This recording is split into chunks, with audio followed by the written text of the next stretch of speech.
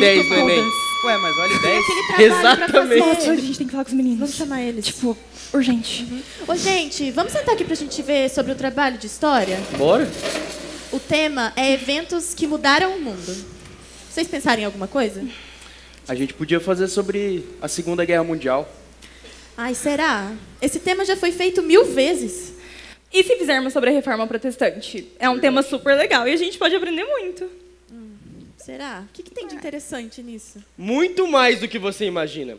A reforma protestante mudou completamente como as pessoas enxergavam a religião e a fé. Não só isso, mudou a política, a educação e a sociedade como um todo. Verdade. Mas a gente precisa de algo que prenda a atenção. E ser cristão é muito chato. A gente só faz as mesmas coisas, não tem emoção nenhuma. Como a gente vai chamar a atenção com esse tema? Eu concordo. Tanto é que só de começar a ler a Bíblia e orar, já vem aquele sono, né? Então vocês estão me dizendo mesmo que ser cristão é chato, entediante, que não tem emoção nenhuma na vida de um cristão? Sim. Mas vocês conhecem a história de como a nossa fé suportou lutas e perseguições para que pudéssemos ter o acesso à palavra de Deus? Não foi sempre que tivemos acesso à Bíblia.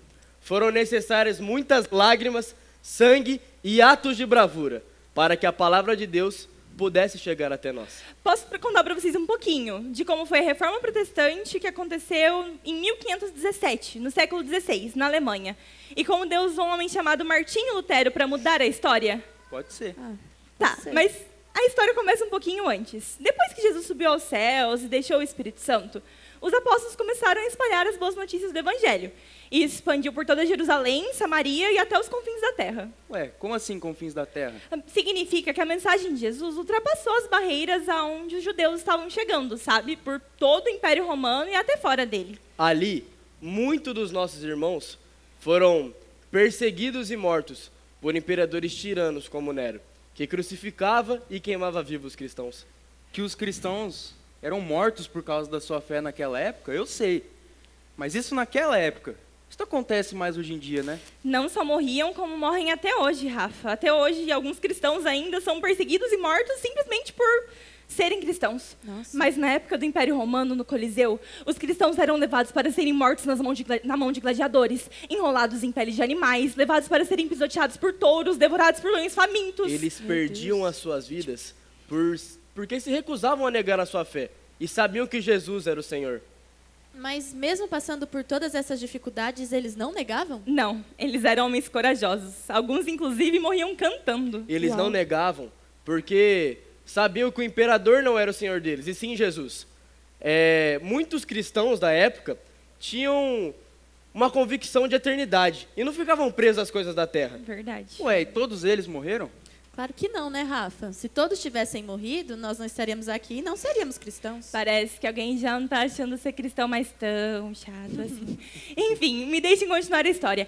A perseguição foi se tornando cada vez mais e mais terrível, até que no ano de 313, o imperador, chamado Constantino, criou algumas regras que permitiam o culto público dentro do império, facilitando assim as coisas para os cristãos. Que bom! Então os cristãos estão livres. Agora de vantagem. Mais ou menos, né? Porque, por um lado, os cristãos deixaram de ser perseguidos e mortos. Isso é de fato muito bom. Pelo outro, as pessoas começaram a se tornar cristãs apenas por conveniência, perdendo a essência do cristianismo, que é o amor por Jesus. Aí, muitas heresias começaram a entrar nas igrejas. Verdade. Mas o que são as heresias? Essa eu sei. Quero ver então. Heresias são mentiras que distorcem o evangelho a fim de enganar as pessoas. Finalmente acertou um, hein? Enfim, a igreja, então, foi se corrompendo cada vez mais e mais, até se tornar praticamente irreconhecível. E vocês querem saber o que aconteceu depois? Eu quero. quero. Então venham comigo que eu vou continuar contando a história para vocês.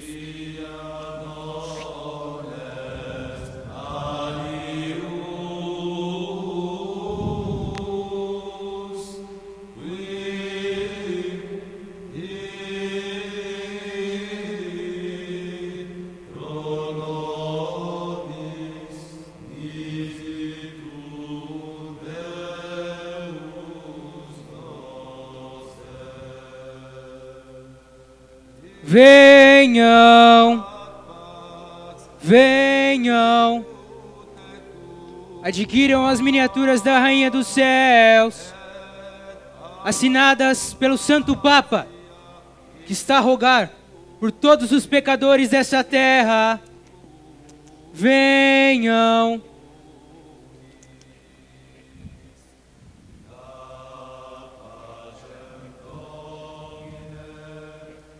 Olha só, Giovanni, eu acho que já vendemos o bastante. Na verdade, eu não acho que isso que estamos fazendo é certo. Além do mais, eu creio que essas não deveriam ser as nossas obrigações religiosas neste lugar. Olha, Lutero, o que importa é que nós já vendemos muito. Esse povinho é pobre, mas quando o assunto é religião... Santo Padre! Santo Padre! Eu preciso confessar os meus pecados. Eu não estou conseguindo ficar em paz com toda a opressão que eu tenho sentido e... Você não vê que estamos tratando de assuntos importantes? Você tem todos os santos para rogar por você. Peça algum deles. Se mesmo assim não for o suficiente, o bispo da catedral iniciará em breve a reunião de libertação da Fogueira Santa. Compareça e não esqueça de levar a bolsa de dinheiro para receber a bênção. Por que você falou dessa forma? Ela só queria se confessar e se sentir mais próxima de Deus. Sinto que não há penitências suficientes para o que estamos fazendo aqui. Esqueça as penitências. Só sei que muitos pecados requerem um complemento a mais, se é que você me entende. A igreja estava repleta de doutrinas estranhas que não estavam na Bíblia. Tradições humanas com peso igual ou superior às escrituras faziam parte da cultura religiosa da época. Mas eu não entendo. Por que as pessoas não podiam simplesmente conferir se que o que os padres estavam falando estava ou não nas Bíblias? Eles até poderiam, se eles tivessem acesso à Bíblia, mas não tinham. Apenas uma pequena parcela de líderes religiosos tinha acesso à palavra. Bastava o povo, então, acreditar nos ensinos deles. Porém, Jesus começou a levantar pessoas que tinham acesso à Bíblia para confrontar esses ensinos. Eles foram chamados de pré-reformadores. E logo um pouco após isso, Martinho Lutero surge na Alemanha. Ele foi um jovem religioso que sempre foi ensinado por seus pais a ter muito temor a Deus. Mas Lutero, por não saber exatamente quem era nosso Deus e o que ele fez na cruz por nós, acreditava que por ser um pecador, a única forma de não ser condenado era seguindo as leis de Deus totalmente. Lutero não conhecia a graça de Jesus e achava que deveria sofrer penitências, além de carregar um fardo imenso em suas costas. Eu acho que já está na hora das minhas orações. Eu vou fazer o meu jejum.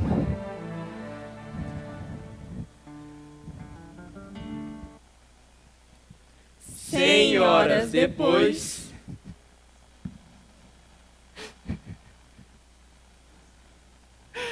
eu ainda me sinto pecador. Eu creio que eu vou ter que me flagelar para me livrar do peso dos meus pecados.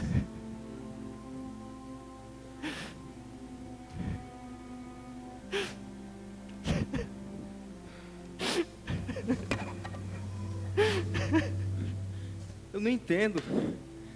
Por que ele estava se flagelando? Lutero não conhecia a graça salvadora de Jesus, que derramou o seu sangue para perdoar todos os nossos pecados. Mas tudo mudou quando Lutero teve acesso à palavra e conheceu a verdade sobre a salvação, que o justo deveria viver pela graça mediante a fé.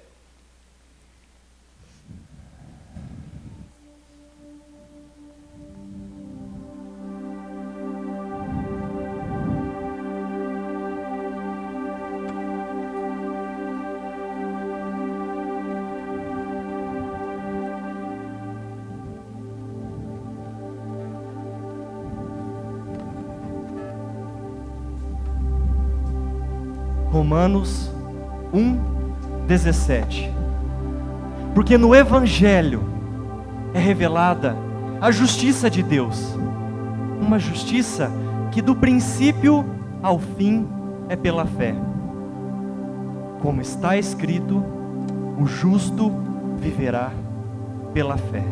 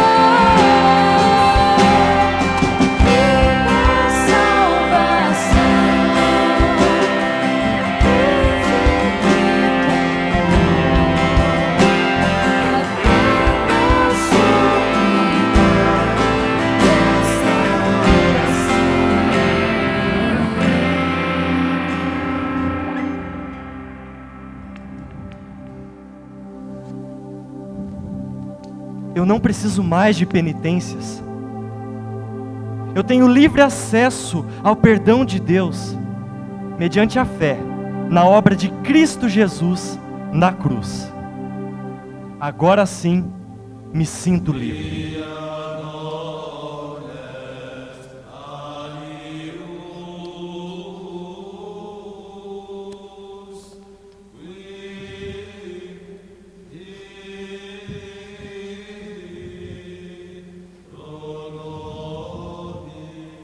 Venham, venham, não percam esta oportunidade.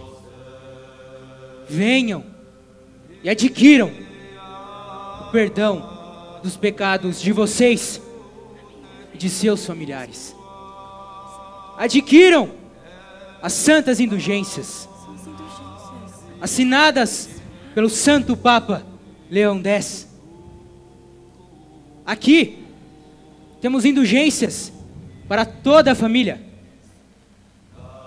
para o seu pai, para o seu irmão falecido e até mesmo para os parentes mais distantes.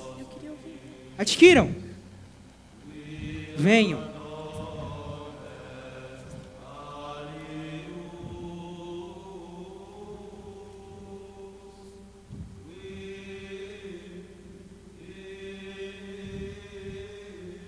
Johanne,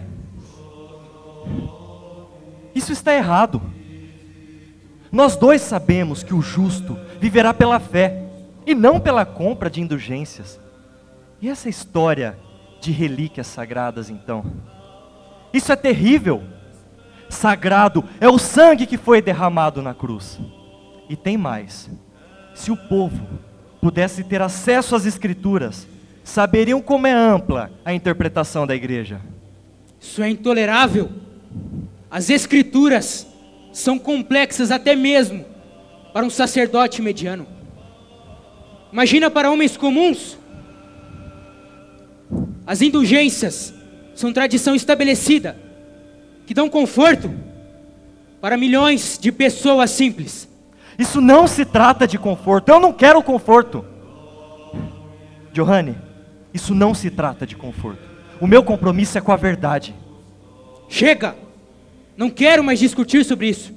Você terá que dar respostas ao rei e ao papa. Eu preciso fazer alguma coisa. Sofia, isso me lembra aquela passagem em que Jesus se revolta no templo com o comércio, ao ponto de jogar para o ar as mesas e as cadeiras. Isso está lá em Marcos 11:17. Jesus disse: a minha casa será chamada casa de oração, mas vocês têm feito um esconderijo de ladrões. A atitude de Lutero, entretanto, mudaria radicalmente o destino da igreja, quando em 31 de outubro de 1517 acontece o grande marco da Reforma Protestante.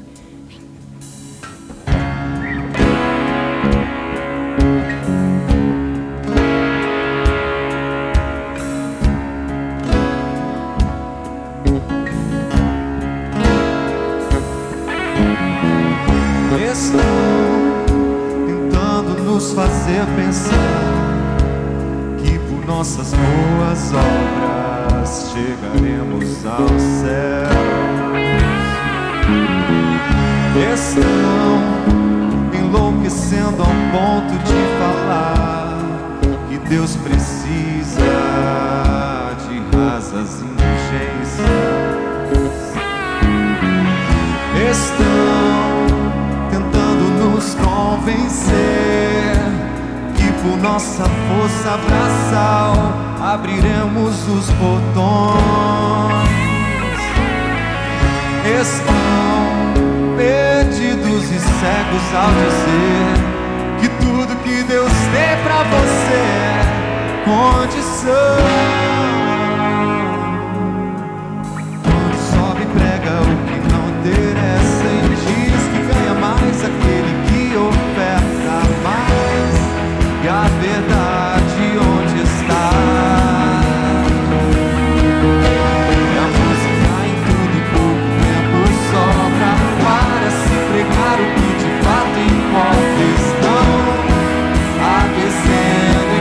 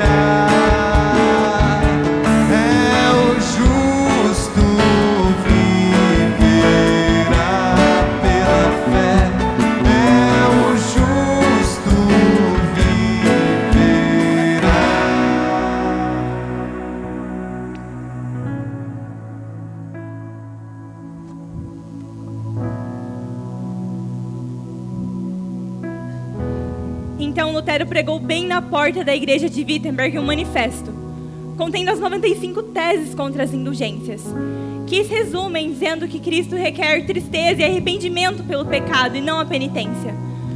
Lutero as fixou para um debate público, mas o que causou um grave problema foi que ele se colocou contra a liderança da igreja, que estava totalmente corrompida na época.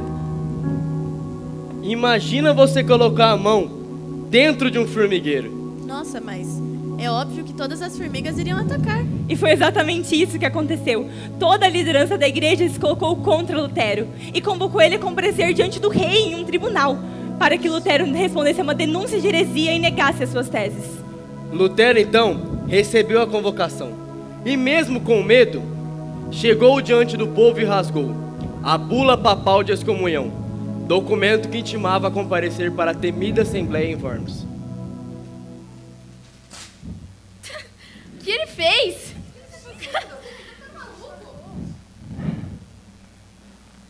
Quando eu rasguei a bula papal de excomunhão, eu estava tremendo e orando. Mas agora, estou contente de ter feito este ato enérgico. Vou a Roma, sim, com a verdade de Cristo comigo. Não vá, Lutero. Você vai ser preso. Não vá. Ainda que haja em Worms tantos demônios quanto as telhas dos telhados, confiando em Cristo, ali eu entrarei. Lutero caminha para a cidade de Worms e, avistando as torres da cidade, começa a cantar o hino do Castelo Forte, que ele mesmo compôs. Um dos mais importantes hinos do cristianismo e símbolo da reforma protestante.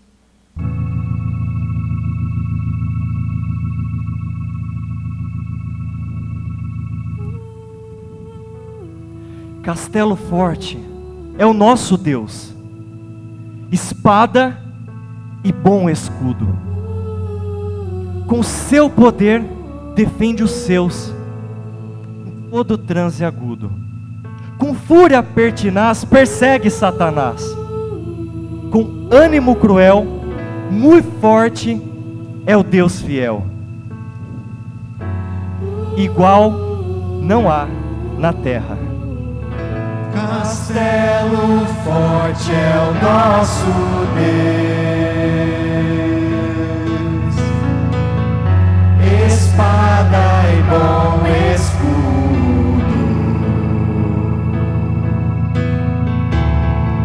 Com seu poder defende os seus em todo transe agudo. Fúria pertinaz persegue Satanás com ânimo cruel, muito forte é o Deus fiel, igual não há na terra.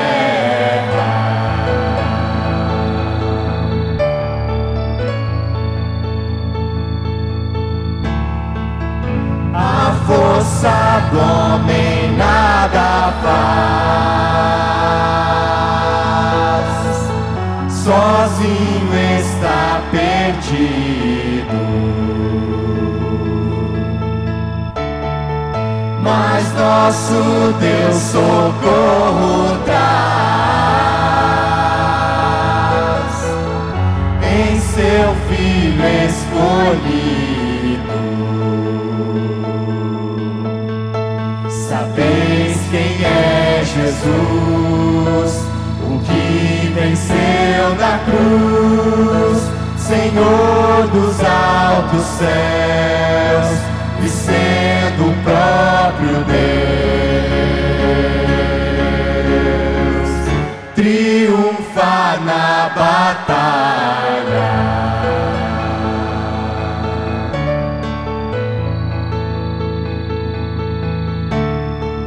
Se nos quisessem devorar, demônios não contados,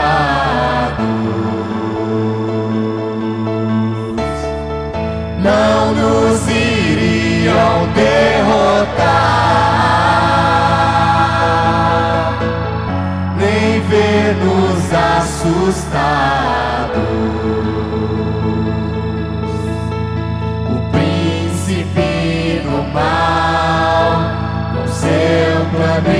infernal, já condenado está, vencido cairá, por uma só palavra.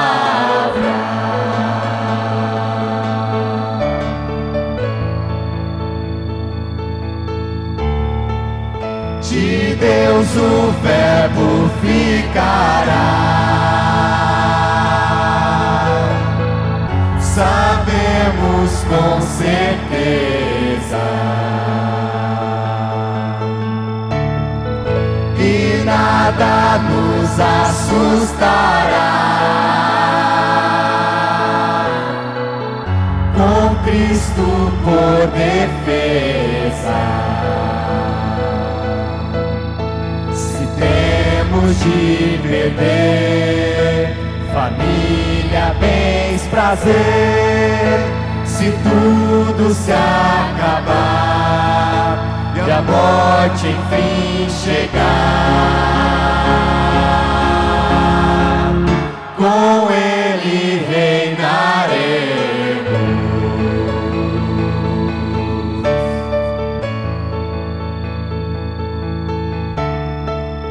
Castelo forte é o nosso Deus. Castelo forte é o nosso Deus. Castelo forte é o nosso Deus. Castelo forte é o nosso Deus.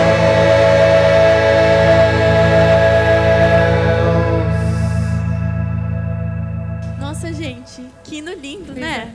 Verdade. Não sabia que tinha sido escrito por Lutero nesse momento. Pois é, Rafa. Lutero chegou à cidade de Worms extremamente debilitado, tanto que até precisou de atendimento médico. Mas isso não impediu ele. Ele passou a noite inteira orando, pois sabia que o futuro do cristianismo dependia daquilo.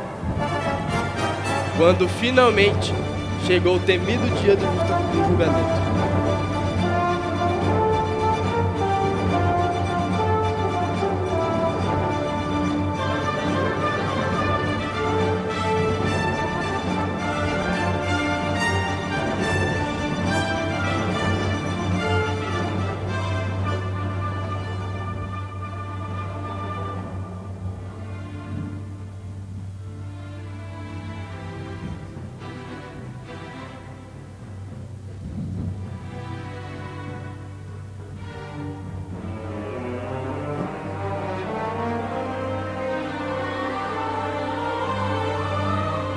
Martinho Lutero,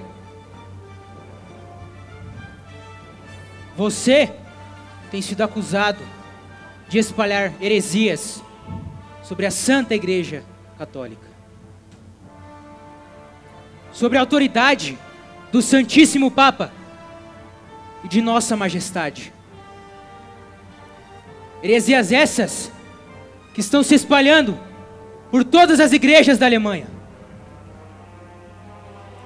Nós queremos saber de você, se você irá se retratar e negar os teus escritos contra a igreja, ou está disposto a ser excomungado pelos teus atos de rebeldia.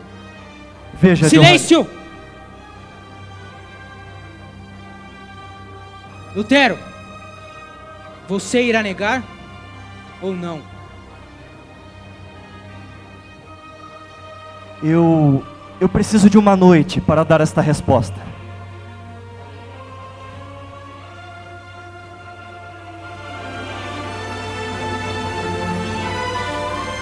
Lutero, você terá essa noite para pensar na resposta. Mas amanhã, todos estão convocados aqui novamente.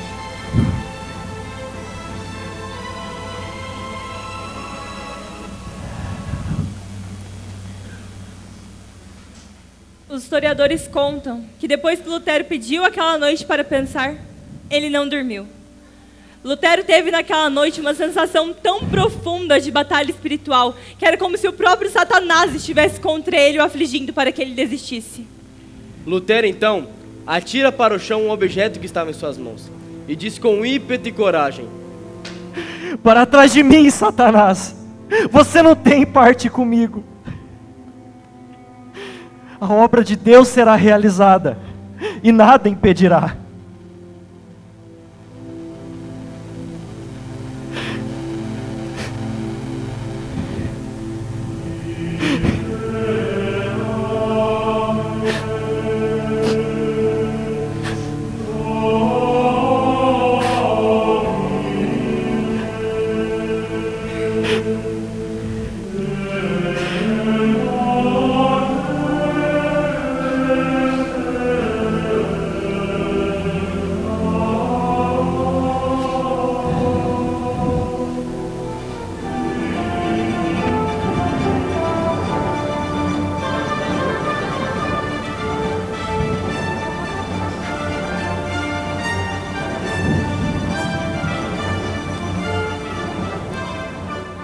Lutero, nós já demos a você tempo bastante.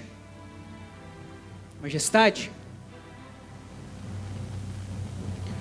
Lutero, você nega os seus escritos e se retrata contra tudo que você disse, contra a igreja e sobre as indulgências? A menos que vocês me convençam pelas escrituras que eu estou errado,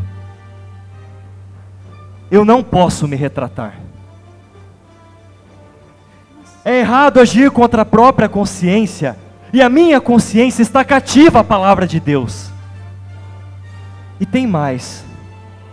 Se eu tivesse 1000 cabeças, eu preferiria que todas elas fossem decepadas antes de eu me retratar. E que Deus me ajude. Sendo assim, leve esse insolente daqui.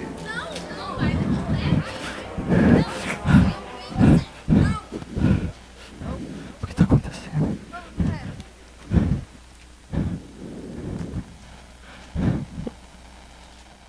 Então Lutero é sequestrado. O quê? Como assim? Mas calma, ele é sequestrado pelos seus próprios amigos, que fizeram isso para impedir ele de ser preso e morto pela Igreja Católica. Nossa, que história emocionante. Aposto que agora Lutero reuniu um exército para lutar contra a igreja. E você acha mesmo que isso é a atitude de um cristão, Rafa? Pelo contrário, Lutero usou o tempo que tinha disponível para traduzir a Do Bíblia... latim para o alemão. Então distribui-lo ao povo. Conhecereis a verdade vos libertará. É assim que nosso Senhor nos ensinou. Então eles, conhecendo a verdade e sendo libertos por elas, mesmo com tantas lutas e perseguições na época. Nossa, é uma história incrível. Verdade, eu não esperava que fosse ser tão interessante assim. Eu. Esses são os fundamentos da Reforma Protestante, que Lutero e os reformadores defendiam com suas vidas. Uma igreja reformada e sempre reformando. Assim devemos ser. Os 5 solas da Reforma Protestante sintetizam os principais pensamentos dos reformadores. Os solas são os principais pontos de oposição da Igreja Reformada contra a Igreja Católica Apostólica Romana. O termo sola significa somente em latim. Em português. Sola Scriptura. Somente as Escrituras. Sola Fide. Somente a fé. Solus Christus. Somente Cristo. Sola Gratia. Somente a graça. Soli Deo Glória. Deus é o único que merece toda a honra, toda a glória e toda a adoração.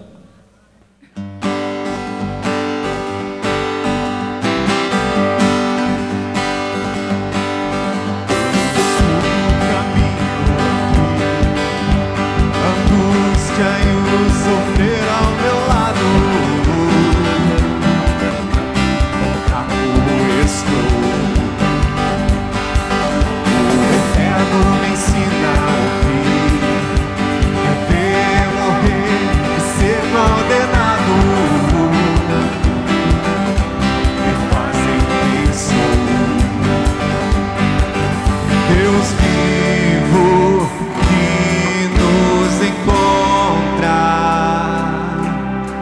Tua cruz nos faz morrer, então viver em ti.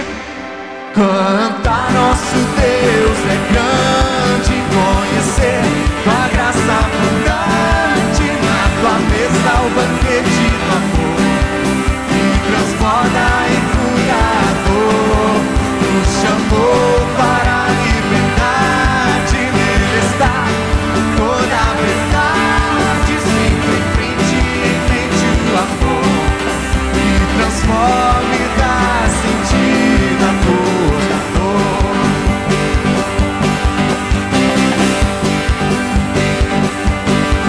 Nos coloca pra fora de nós, entender que não é nossa força que nos faz vencer, verdade que nos faz sonhar, depender da tua promessa que nunca falhou. Deus vivo que nos encontra, tua cruz nos faz morrer, então viver em ti.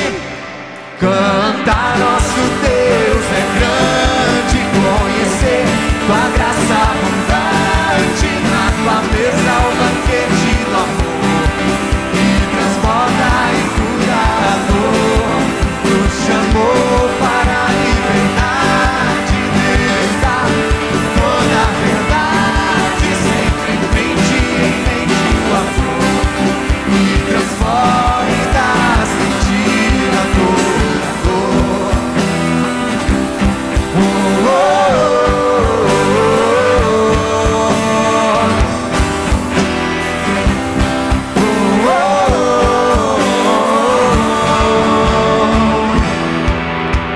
Aquele que é fiel, glorioso,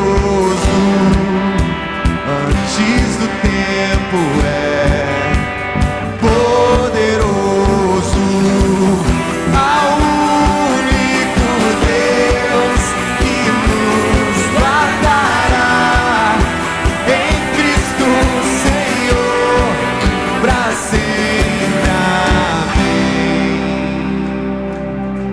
Cantar nosso Deus é grande, conhecer tua graça abundante, na tua mesa o banquete do amor, que transforma em curador, nos chamou para a liberdade, nele está toda a verdade, sempre em frente o amor, que transforma e dá sentido a toda dor.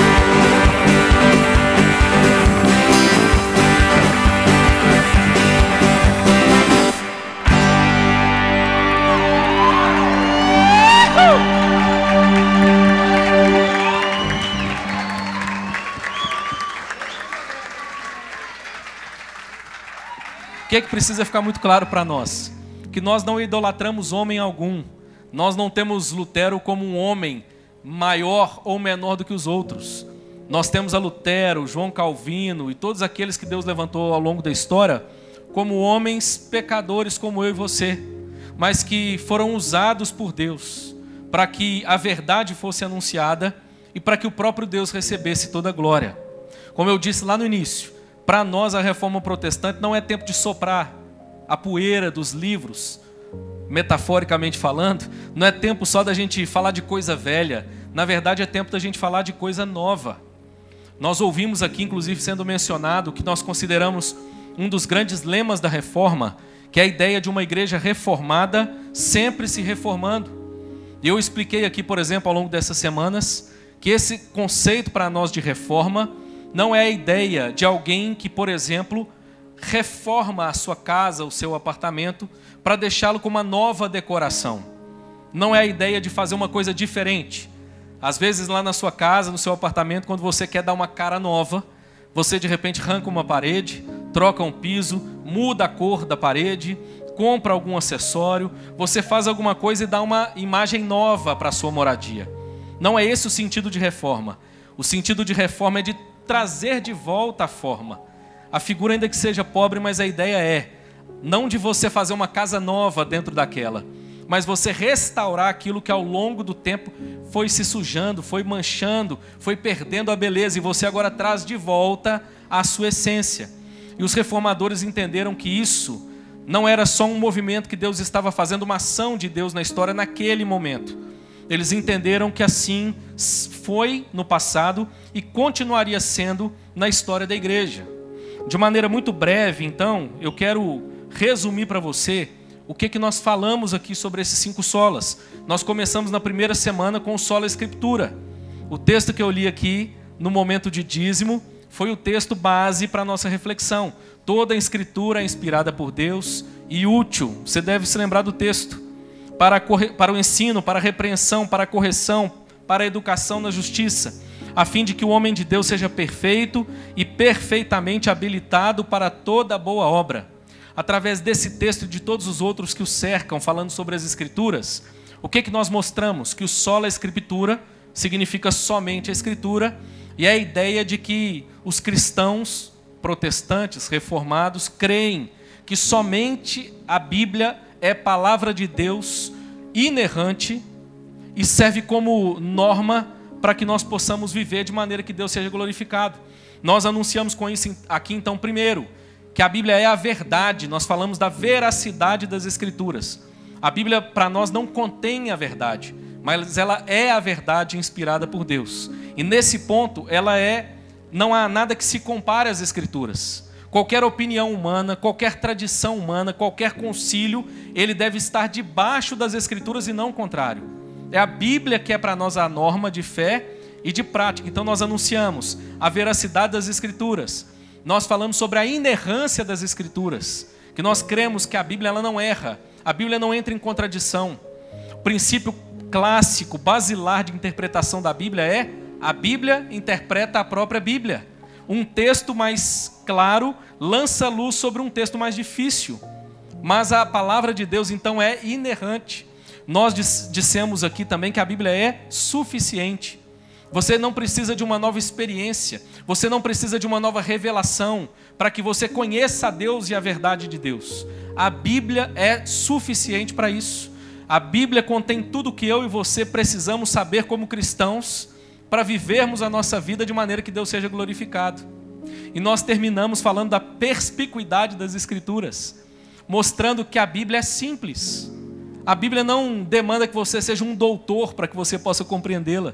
Aliás, ao longo dos séculos, Deus tem revelado a sua sabedoria muitas vezes a pessoas tidas como incultas, mas que encontram na palavra de Deus a sabedoria que precisam para viver. A Bíblia podia, devia, e louvado seja Deus, ela está hoje na mão de todos os crentes, para que eles a leiam, para que eles a examinem e eles encontrem a verdade de Deus. Depois disso, nós anunciamos aqui para vocês o sola fide.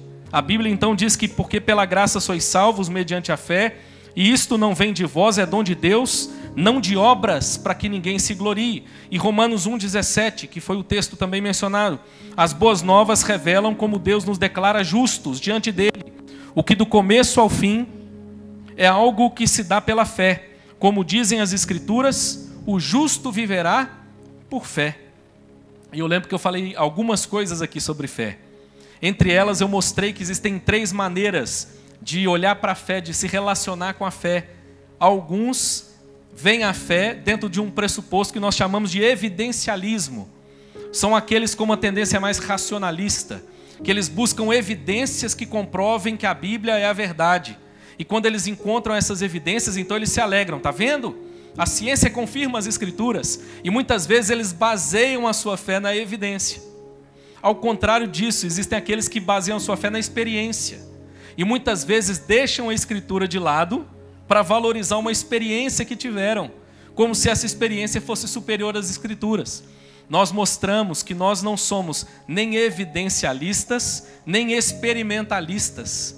Nós somos pressuposicionalistas. O que é isso? Primeiro nós recebemos fé. E porque nós recebemos fé, nós agora buscamos compreender. Olha que bonito, irmãos. Eu mostrei aqui, por exemplo, a origem da fé. A Bíblia diz que a fé não é algo que o ser humano desenvolve de si para si mesmo, mas é uma dádiva divina. A Bíblia diz que é Deus quem concede fé ao homem. Isso não vem de vós, é um dom de Deus. Mas eu mostrei também qual é o propósito da fé. O propósito da fé, primeiro, é aplicar nas nossas vidas, nos nossos corações, os efeitos da obra de Deus, da graça redentora de Deus. É pela fé que nós entendemos a nossa justificação diante de Deus. O que é a justificação? A declaração de que somos justos diante de Deus. Que eu expliquei aqui, Deus não imputa a justificação a nós. Deus nos declara justos. Não é que Deus pega alguém que é injusto e o torna justo. Não. Deus nos declara justos, porque outro pagou a dívida que eu e você tínhamos com Deus. E esse outro é Jesus Cristo. Logo então nós caminhamos para os solos Cristos. O texto que eu usei aqui, eu não vou lê-lo agora porque ele é grande. Ou o texto que eu mencionei, o Daniel também trouxe outras passagens aqui também. Foi Colossenses capítulo 1, do verso 13 ao 19. Para mim, um dos textos que eu acho mais belos da Bíblia. Nós costumamos dizer que é o texto mais cristocêntrico da Bíblia. O solos Cristos afirma que só Jesus é suficiente para a nossa salvação. O que eu mostrei aqui? Que muitas vezes o erro não está em negar a Jesus apenas, mas em querer acrescentar algo a Jesus. Infelizmente, muitas religiões fazem isso. Não, eu creio em Jesus, mas eu preciso fazer uma série de coisas para que eu seja salvo. Não, eu creio em Jesus, mas eu preciso guardar o sábado. Eu creio em Jesus, mas eu também, de vez em quando, me dobro diante de outras imagens e peço a elas que façam algumas coisas por mim. Eu creio em Jesus, mas eu também oro, porque eu acho que a mãe de Jesus intercede por mim, o que a Bíblia nunca disse. Aliás, nós costumamos dizer que nós protestantes, na minha opinião, irmãos, temos uma reverência maior do que os católicos por Maria, porque nós fazemos o que Maria pediu. Está lá em João 2. O pedido de Maria não é façam a minha vontade. O pedido de Maria é fazei tudo o que ele vos disser. Maria apontou para Cristo. Costumo dizer que nós temos um apreço pelo nascimento virginal de Cristo maior do que os católicos. Porque quando os católicos dizem que Maria nasceu sem pecados, eles negam a necessidade do nascimento de Cristo, de maneira como foi miraculosa por obra do Espírito Santo. Jesus nasceu da Virgem Maria por obra do Espírito Santo, justamente porque ele não é a herança de Adão nesse sentido. E nós então afirmamos que somente Cristo é suficiente para nós. Nós afirmamos que Cristo é singular para nós, não há outro seu igual. E nós afirmamos que Cristo é supremo. Eu resumi dizendo o seguinte: a singularidade de Cristo significa que ele é o único nome pelo qual podemos ser salvos. A suficiência de Cristo significa que ele oferece tudo o que nós precisamos para a nossa salvação. E a supremacia de Cristo significa que o seu nome está acima de todo nome. Ele é o único nome pelo qual importa que sejamos salvos. Cristo e nada mais, irmãos. É tão impactante essa verdade que eu não sei se você sabia, mas ela influenciou inclusive o conceito que nós temos de democracia nos nossos dias. João Calvino, por exemplo, esse teólogo da Reforma pouco depois de Lutero, disse certa vez o seguinte: nenhum homem deve ter poder absoluto. Mas foi de onde que Calvino tirou isso? Do entendimento de que o único que tem poder absoluto é Jesus Cristo, como diz Colossenses capítulo 1. A Bíblia diz que nele tudo subsiste, logo, nenhum homem deve ter poder absoluto, e com isso nascem conceitos como a democracia que nós temos hoje. Nós então ouvimos essa verdade preciosa. Me desculpe, mas nós reformados protestantes, nós ficamos com Cristo. O que passar de Cristo para nós é anátema. Para nós Cristo é suficiente. Depois, nós anunciamos então a graça de Deus. Nós mostramos, Efésios capítulo 1, verso 7, que a salvação é uma obra da graça de Deus e não do esforço humano, não do mérito humano, não das obras humanas. Ainda lá em Efésios, por exemplo, capítulo 1, verso 7, diz assim: no qual temos a redenção em Cristo, pelo seu sangue, a remissão dos pecados, segundo a riqueza da sua graça.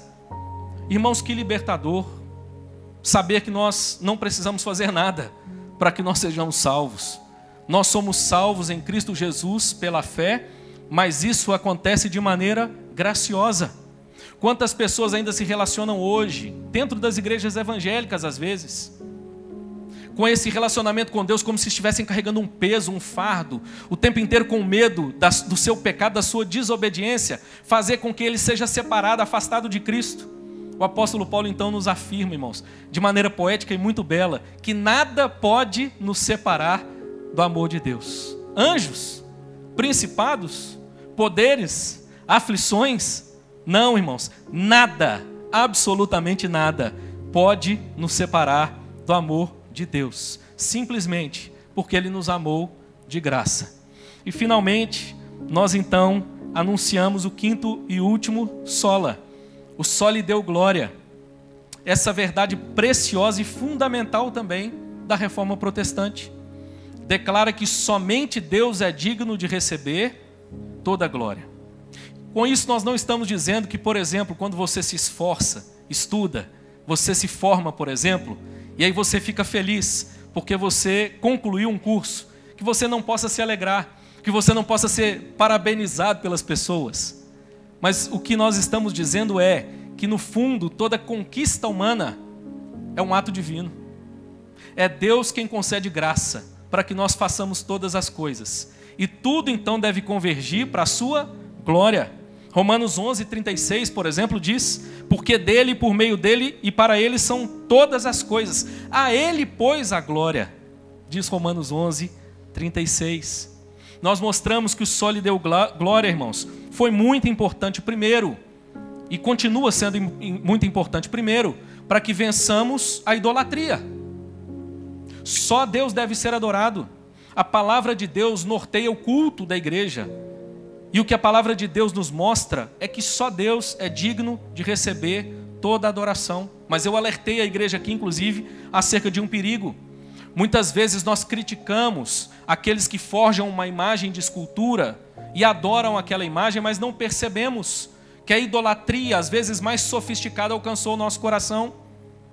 Quando idolatramos o dinheiro, quando idolatramos o sexo, quando idolatramos o nosso prazer, quando idolatramos os nossos sonhos, os planos que nós traçamos para a nossa própria vida, não percebemos que nós estamos retirando a glória que deveria ser dada a Deus e colocando sobre outra coisa. Sabe qual que é o grande problema? Primeiro, que isso é uma ofensa a Deus. Segundo, que a coisa não vai satisfazer o coração do homem. Nós só encontramos plena satisfação em Deus. E é por isso que nós damos a Ele toda a glória. Nós não buscamos glórias para nós. Nós devolvemos a Deus toda a glória. Eu mostrei que o soli deo glória vence, por exemplo, a desesperança. Em um mundo onde nós contemplamos tantos problemas, tantos males, tantas dores, tanto sofrimento, o soli deo glória é um lembrete de que há um Deus que já contém toda a glória em si. E mesmo num mundo caído, Ele tem agido de maneira a manifestar a sua glória. Eu lembro que eu disse algo também aqui que eu ouvi há uns anos atrás e me fez pensar bastante. Alguém me fez a seguinte pergunta: por que Cristo morreu? E a minha resposta no meu coração, porque ela não foi para os lábios, provavelmente foi a mesma que você pode ter tido aí no seu coração nesse momento. Ora, Cristo morreu para salvar os pecadores. E eu fui levado a entender pelas Escrituras que, de fato, Cristo morreu para salvar pecadores. Mas esse não foi o principal propósito da morte de Cristo. Sabe qual foi o principal propósito da morte de Cristo? A glória de Deus. Olha o que o próprio Cristo diz. Deixa eu só achar o texto. Lá no Evangelho de João, no capítulo 17, nos primeiros versos, quando ele rumava para a crucificação, ele orando disse o seguinte a Deus o Pai: tendo Jesus falado estas coisas, levantou os olhos ao céu e disse: Pai, é chegada a hora. Glorifica a teu filho, para que o filho te glorifique a ti. Assim como lhe conferiste autoridade sobre toda a carne, a fim de que ele conceda a vida eterna a todos os que lhe deste. E a vida eterna é esta, que te conheçam a ti, o único Deus verdadeiro, e a Jesus Cristo a quem enviaste. Eu te glorifiquei na terra, consumando a obra que me confiaste para fazer. E agora, glorifica-me, ó Pai, contigo mesmo, com a glória que eu tive junto de ti, antes que houvesse mundo. Isso é tão transformador, irmãos. Nos faz entender que tudo que nós fazemos deve ter como alvo a glória de Deus. E é libertador. Porque se o alvo é a glória de Deus, ainda que não haja glória dos homens, o nosso coração encontra paz, tranquilidade, sossego. Há muitas coisas que são feitas para a glória de Deus nessa vida, irmãos, que nós não colheremos o seu fruto, o seu resultado, mas o veremos na vida eterna. Apocalipse diz que o nosso Deus conhece as nossas obras. Não há nada que nós façamos que passe despercebido aos olhos de Deus, desde que as façamos para a glória de Deus. Somos lembrados, por exemplo, que até mesmo a aflição que nos alcança é um instrumento da glória de Deus. Perceba, é óbvio, nós também testemunhamos das bênçãos que alcançamos, e nisso Deus é glorificado. Quando de repente você alcança o favor de Deus em uma área específica, uma enfermidade que foi curada, um bem que você almejou e de repente agora você o tem, Deus é glorificado nisso. Mas Deus é ainda mais glorificado quando nós, no meio da provação, da adversidade, permanecemos confiando em Deus e vivendo para a sua glória. Apontamos não para a nossa fragilidade, mas para o poder do Deus a quem nós servimos. Meu irmão, está distante do cenário de muitas igrejas evangélicas hoje, onde as pessoas estão indo atrás de bênçãos. Nós não estamos aqui para receber uma bênção, nós estamos aqui para devolver uma glória, a glória que Deus é digno de receber, seja no meio da bonança, seja no meio da aflição, porque afinal de contas, todas as coisas cooperam para o bem daqueles que amam a Deus. E eu quero então terminar te dizendo o seguinte: porque é importante para nós tratar desse assunto ainda hoje, porque nós entendemos que o mesmo Deus continua agindo na história. Nós entendemos que na medida que nós nos voltamos para aquilo que é o simples, fundamental da fé, nós percebemos o agir de Deus na nossa geração. É interessante que nós ouvimos aqui, você viu aí a porta da Catedral de Wittenberg, né? Nós vimos aqui aquilo que Deus fez na história de Lutero e de alguns ali no seu entorno. Mas, meu irmão, nunca se esqueça disso. O nosso Deus sempre atuou na história. E assim como ele fez na vida de Lutero, ele continuou levantando homens e mulheres e usando para a sua glória. Nós estamos aqui falando de 1517. Mas perceba, passou essa geração do século XVI, com Lutero, Calvino, Zwinglio e tantos outros. Mas Deus continuou atuando na história. Deixa eu te dar um exemplo. Século XVIII, nós ouvimos Deus levantar homens e os usar de maneira poderosa, como Jonathan Edwards, como John Wesley, seu irmão Charles Wesley, George Whitefield, homens que Deus usou poderosamente. Deixa eu te contar uma coisa, detalhe aqui de uma biografia de Wesley. John Wesley, que viveu no século XVIII, dizem que ele pregou mais de 30 mil sermões. Viajava em média 90 quilômetros a cavalo diariamente para pregar o evangelho nos diversos rincões. Certa vez respondeu sobre qual era a sua paróquia, que o mundo era a sua paróquia. Ele era um homem chamado por Deus para anunciar o evangelho até os confins da terra. Que bonito, irmãos. Como a missão da igreja, do discipulado da igreja, foi resgatada através da vida desses homens. Deus agiu na vida de John Wesley. John Wesley escreveu, e ele, seu irmão, na verdade, escreveu uma pá, irmãos, centenas de hinos. foram um instrumento de Deus para que muitas outras vidas fossem alcançadas. Mas guarde isso, o nosso Deus não parou na geração de John Wesley, de Jonathan Edwards. Ele continuou agindo. Há uma história, inclusive, que você talvez já tenha escutado. Eu vou correr o risco de ser repetitivo para você, porque eu imagino que muitos, talvez outros, não tenham escutado. Mas há uma história, inclusive, que liga John Wesley com uma nova geração perto de nós. Um homem chamado Billy Graham. Você já ouviu falar em Billy Graham? Não sei se você sabia dessa história, e eu quero terminar com ela. Edwin Orr, professor da faculdade de... Não vou falar o nome, porque aqui eu me vendi no inglês. Levou alguns de seus alunos numa rápida viagem à Inglaterra em 1940. Eles visitaram a antiga reitoria de Epworth, onde residia a família de John Wesley, famoso teólogo anglicano e fundador do metodismo. Ao lado da cama de John Wesley, via-se 2 pequenos círculos, onde o tapete estava bem desgastado, marcas que seus joelhos deixaram após tanto orar pela renovação espiritual da Inglaterra. Lutero, Calvino, John Wesley ficaram conhecidos como homens que oravam às vezes por horas. Ao embarcar no ônibus para deixar o local, o professor notou que faltava um aluno. Voltou, subiu as escadas e encontrou o aluno ajoelhado sobre as marcas, orando. Faz de novo, Senhor. Faz de novo, Senhor. O professor pôs as mãos sobre o ombro do rapaz e disse: vamos, Billy Graham, temos de ir embora. Há uma história, irmãos, ligando a geração de John Wesley a uma geração muito próxima de nós. E por que eu estou dizendo isso, irmãos? Para exaltar esses homens? Não. Para que agora, ao final do nosso culto, você entenda essa verdade. Nós não servimos e adoramos a Lutero, a Calvino, a John Wesley, a Billy Graham. Nós servimos e adoramos a um Deus poderosíssimo, verdadeiro, que continua agindo na nossa geração, através da vida de homens e mulheres que Ele mesmo escolheu para derramar sobre eles a sua graça e usá-los de maneira poderosa. Igreja reformada, sempre se reformando.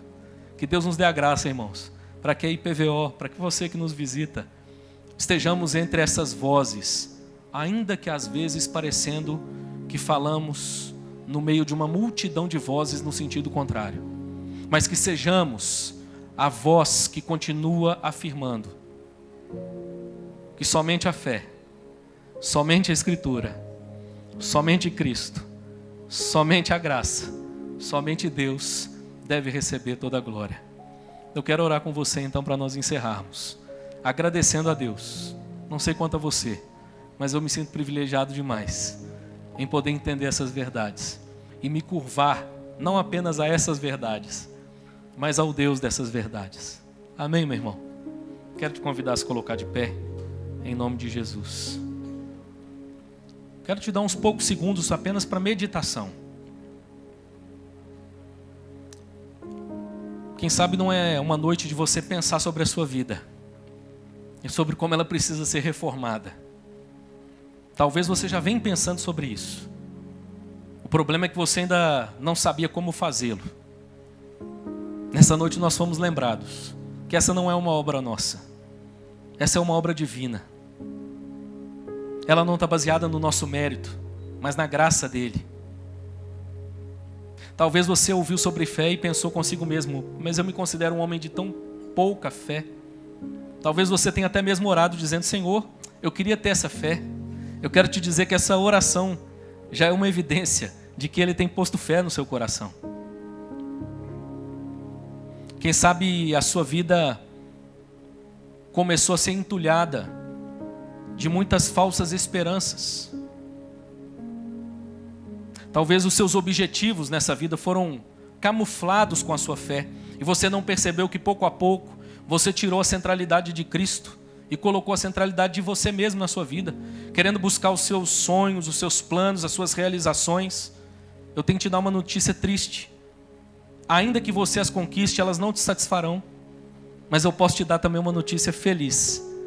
Se você colocar sua satisfação em Cristo, você será plenamente satisfeito diante de Deus. Quem sabe você tem vivido a vida buscando glória para si. Você tem se esforçado excessivamente, mais do que deveria. Afinal de contas, essa é a única forma de receber a glória dos homens. Como é libertador saber nessa noite que nós não precisamos disso. Na verdade, o que nós precisamos é servir a um Deus que é digno de toda glória. Seja com o nosso trabalho, com a família, com tudo que nós temos e somos. Quero te dizer que essa pode ser a sua noite. Quem sabe, de orar ao Senhor, ao exemplo dessa história que terminamos. Senhor, faz de novo. E de repente, experimentar dos feitos de Deus na sua própria vida.